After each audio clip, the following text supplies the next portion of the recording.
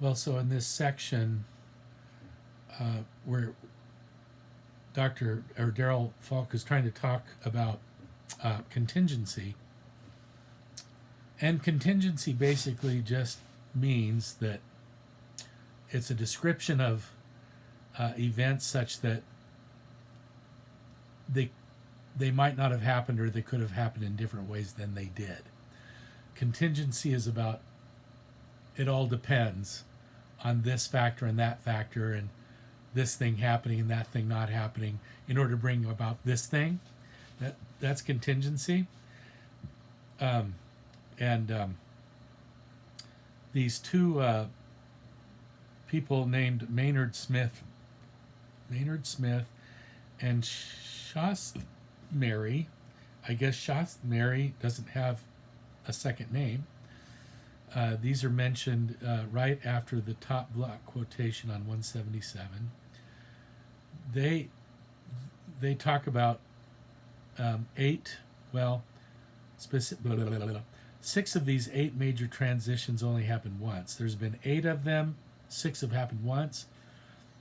There are interesting implications of the occurrence of 6 unique transitions. Now, we're talking about planetary history now, together with the origin of life itself, which we also think to have been a unique sequence of events. Any one of them might not have happened. That's contingency. And if not, we would not be here, nor any organism remotely like us. Almost all human evolutionary scientists would now emphasize that our arrival as a species has been a highly contingent event. Falk writes in the paragraph that follows that. We go down to Washington University evolutionary biologist Jonathan Losos. In any bottom of 177, if any of a countless number of events had occurred differently in the past, Homo sapiens wouldn't have evolved. We were far from inevitable and are lucky to be here, fortunate that events happened just as they did. Asteroids, of course, but what other events critically tipped evolution's path in our favor? Of course, the asteroid in question is especially the the one that got the dinosaurs. And I'm going to have to attach a fun little thing with this. Who knows how slight a difference in the past? Maybe I already did El Cordova with the dinosaur thing. If not, I'll give it to you again. A tree falling on a great to the millionth degree Grandpa Ernie. A forest fire, a mutation, might have snuffed out our future existence. So, I'll go over these quickly. You can read it, but you know what Daryl wants to argue is that, yes, from a purely, we'll say, naturalistic point of view, these are just like incredible odds that through all the contingencies of planetary history, we've arrived on the scene, and we're still here so far. And Daryl, of course, is going to want to say this isn't purely contingency or purely luck. He's going to want to argue, of course, for what he has already, that God's presence now working in some way providentially, which means like it will say just like in historical events in some way, has guided our evolution. They're really interesting. The first one is about the lineages of Old and New World monkeys, which have been going their separate ways for about 35 to 38 million years. It is interesting that it's the African population that we believe led eventually to Homo sapiens, God's creation of Homo sapiens. So on 179, right at the bottom of that big paragraph, the whole ape lineage, including hominins, that is our human predecessors, or human-like predecessors, never developed in the New World, like in the Amazonian jungle, if that's where they went, in Amazon somewhere. Yeah, in the New World, we'll just say South America, never developed over there, despite 35 million years in vast tracts of varied habitat. Why didn't they? Humans, or something like them, are not inevitable, at least not over 35 million years. So, in other words, the monkeys over here in the New World, and they got split by when I think this would have been when Pangea, the great big continent, split slowly. Continental drift. Yeah. Okay. Numbers 2. Now we have the Australia separating from South America due to the same kind of continental drift. Early mammals were on board of what would become Australia, and over the coming millennia, the progeny, the offspring of those mammals, a group of non-placental mammals, went on to become the mammalian lineage in Australia. So this is another test run of someone named Kaufman's thought experiment. Remember, 60 million years is a long time.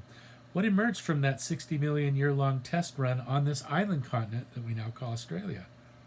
Nothing like humans, apes, monkeys, or even a new placental mammal body plan ever appeared there. Only more mammals with pouches, as well as a small number of egg-laying species, each beautifully adapted in highly specific ways to all sorts of habitat. Number 3, New Zealand. What happened there? Oh, in New Zealand, only birds and reptiles. Over a period of 80 million years in a geographical area of 100,000 square miles, with a vast array of different climate and ecological niches, nothing with the mammalian body plan ever arose there, and certainly nothing like monkeys, apes, or humans in New Zealand. Number 4, we have to get Madagascar for a second here. Small number of lemurs made it across the 250 miles from Africa to Madagascar. Lemurs are primates like us, and we would have shared a common ancestor with them about 60 million years ago. In Madagascar, lemur evolution thrived and eventually gave rise to over 100 different species of lemurs. Now, despite 54 million years in a very substantial tropical land area, this experience also yielded no monkeys, apes, or hominins. Number 5. Wow. What do we have here? Asia and Europe, plenty of primates, past 65 million years. Nothing like, in Asia and Europe, right. Nothing like hominins ever arose.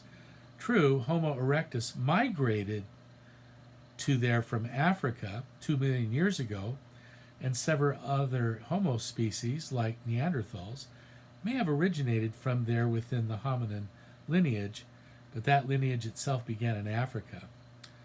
So that is a set of 5 experiences that indirectly give us a feeling for the likelihood that something like humans might arise over a period of millions of years in a vast array of diverse habitats.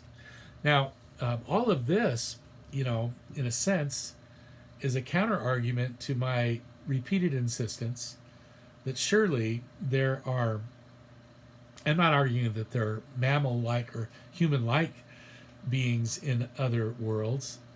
I certainly am holding out for the high likelihood that there are beings of considerable intelligence, and obviously perhaps some vastly more intelligent than we are, but also, in Star Trek lore, M-class planets that have, think about, I don't know if you know about you know about Star Trek. But, that's speculation perhaps. Here's the point. Falk is saying, look, it looks like it's been really a rare thing that we have emerged on this planet.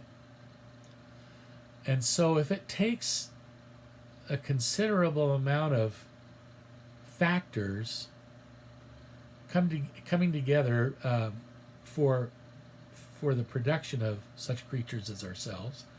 Maybe we are more rare than like Lodal would like to think.